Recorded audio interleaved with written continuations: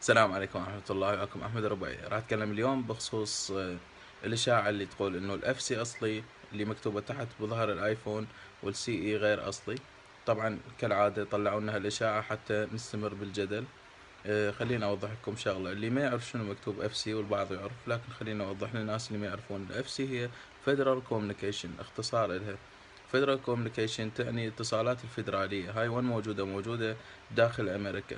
هذا الجهاز خاضع لهذه الفحص، يعني الموجات اللاسلكية ولا موجات الاتصال اللي يقوم بها الجهاز. طبعا هذا الجهاز حصرا يباع داخل أمريكا، لكن تنزل نسخ تباع اللي هي مكتوب عليها اف سي سي، تباع بدول أخرى.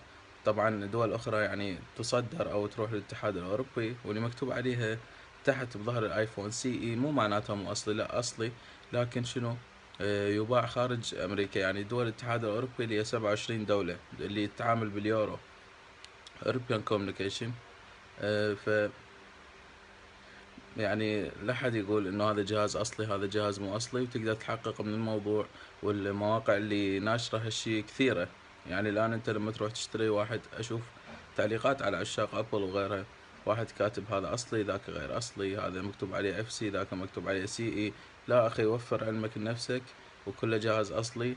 وعندي يعني مقطع فيديو شارح بيه انه شلون تعرف الجهاز اصلي او مو اصلي. هو بس انه يطلع بالموقع عندك الايمي، معناته انه الموقع يتعرف عليه جهاز مو معاد تصنيعه، يعني الايمي مالته مو تالف مثلا.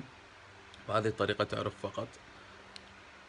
فاي استفسار عن حاضر اخوكم احمد الربيعي. تابعوني على قناتي على اليوتيوب المحترف في العراق احمد الربيعي، وصفحتي على الفيسبوك المحترف في العراق احمد الربيعي. ودمتم في امان الله.